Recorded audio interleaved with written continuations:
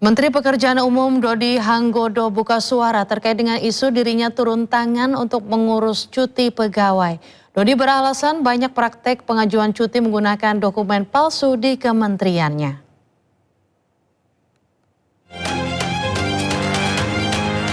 Menteri PU Dodi Hanggodo kembali menjadi sorotan publik. Kali ini Dodi dikritik karena diduga mempersulit cuti pegawai. Dodi pun buka suara dan beralasan terpaksa turun tangan urus cuti karyawan karena banyak praktek pemalsuan dokumen. Ini saya tarik rem supaya semua lari ke saya. Kalau semua lari ke saya kan saya bisa ngecek.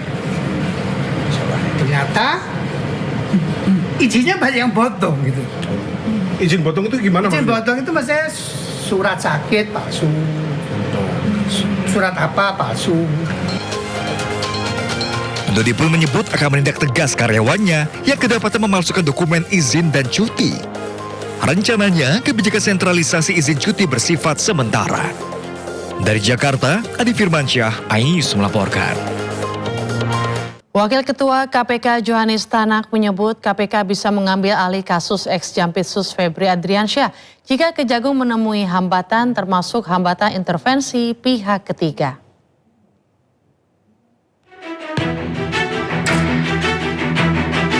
KPK buka suara terkait saran sejumlah pihak agar Komisi Anti Rasuah itu mengambil alih kasus yang menjerat ex-Jampitsus Febri Adriansyah. Menurut Wakil Ketua KPK Johannes Tanak, sebagai lembaga penegak hukum, KPK tentu saja memiliki kewenangan untuk mengambil alih perkara korupsi yang menjerat Febri. Namun menurut Johannes, KPK baru bisa bergerak jika Kejagung menemui hambatan, termasuk jika hambatan itu karena intervensi dari pihak ketiga. Karena ketika dia dalam melakukan penyidikan ada hambatan, nah kemudian dia menyampaikan ke kami. Dan ketika mereka menyidik, mereka kan mempunyai kewajiban menyampaikan SPDP kan kepada KPK. Nah KPK di sini kemudian memantau, memonitor, kan monitoring dan supervisi kan. Apa permasalahan yang dihadapi? Oh ini Pak, mungkin disebabkan karena adanya intervensi pihak ketiga. Siapa dia? Setelah pengalihan kasus Febri Adriansyah diserahkan kepolisian kepada Kejagung, sejumlah pihak pesimis Korps Adiaksa itu bisa transparan menangani kasus mantan jaksanya. Kritik paling keras salah satunya sampaikan pakar hukum tata negara Mahfud MD. Mahfud bahkan menyayangkan KPK diam saja. Mantan Menko Polhukam itu bahkan menyebut sejumlah pasal yang bisa digunakan KPK, salah satunya pasal 10A Undang-Undang Nomor 19 Tahun 2019. KPK bisa menggunakan pasal 10A Undang-Undang Nomor 19 Tahun 2019. Di situ di dalam pasal 10A ayat 2 butir C dan E itu menyebutkan perkara bisa diambil alih manakala terlihat ada usaha untuk melindungi pelaku lain. Ex-Jampitsus Febri Adriansyah tengah menghadapi 3 perkara besar, yakni dugaan korupsi di PT Asabri, PT Krakatau Steel, dan pengadaan batubara untuk PT PLN. Masalah Febri kian rumit saat polisi menemukan emas seberat 74 kg dan uang tunai 470 miliar di rumahnya di Sentul, Jawa Barat. Bersama rekannya Don Rito ia ditetapkan sebagai tersangka, namun hingga kini mantan orang nomor 2 di Kejagung itu masih melenggang bebas. Tim Liputan iNews melaporkan. Pemirsa, 2 korban bentrokan di sebuah lahan kosong di Jalan Tambak Menteng, Jakarta Pusat terkapar bersimbah darah. Keduanya dievakuasi petugas ke rumah sakit, namun naas 1 korban tewas dalam insiden berdarah tersebut.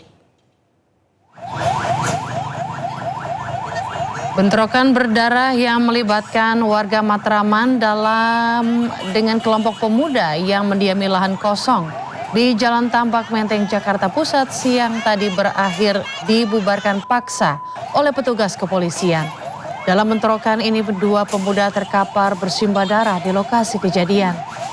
Menggunakan ambulans, kedua korban langsung dievakuasi ke rumah sakit terdekat untuk mendapatkan pertolongan medis. Dilaporkan 1 korban tewas dalam insiden ini. Sebelumnya warga yang tinggal di kawasan Matraman menyerang markas kelompok pemuda di sebuah lahan kosong. Tak hanya saling lempar batu, warga juga membakar markas para pemuda. Bentrokan diduga dipicu oleh aksi penyerangan dan pengerusakan oleh kelompok pemuda terhadap lapak para pedagang di Taman Amir Hamzah.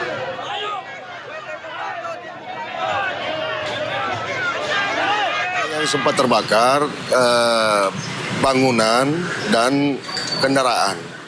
Sebelumnya pemirsa, sekelompok warga terlibat bentrok dengan gerombolan pemuda diduga mabuk di Jalan Tambak Menteng, Jakarta Pusat Minggu siang.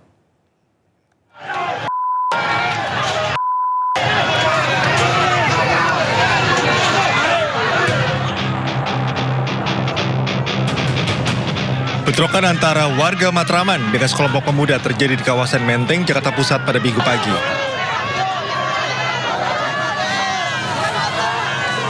Sekelompok pemuda yang menjaga sebuah lahan kosong di sekitar lokasi melakukan penyerangan secara brutal terhadap warga. Warga yang geram melakukan serangan balasan ke markas para pemuda tersebut. Saksi mata menyebut bentrokan bermula saat sejumlah pemuda berboncengan sepeda motor berknalpot brong menggeber gas di sekitar lokasi. Teguran dari warga karena suara bising justru membuat pemuda tersebut marah.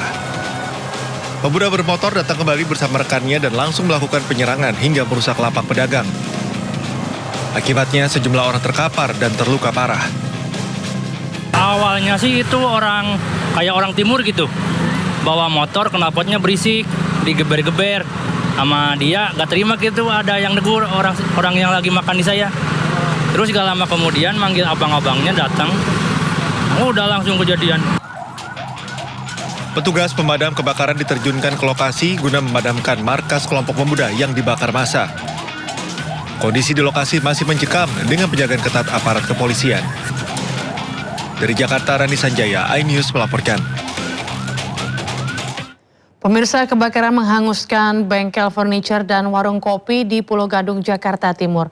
Api dipicu oleh korsleting listrik.